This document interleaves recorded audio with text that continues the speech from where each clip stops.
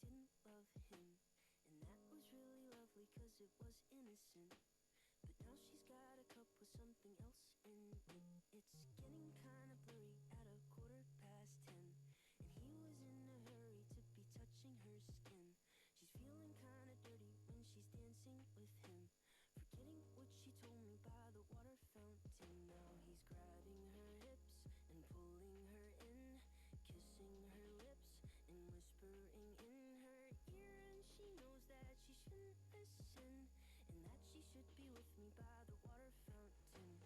She couldn't be at home in the nighttime because it made her feel alone. But at that time she was too young. I was too young. I should have built a home with a fountain for us. The moment that she told me that she was in love. Too young. I was too young. Too young. Too young. Too young.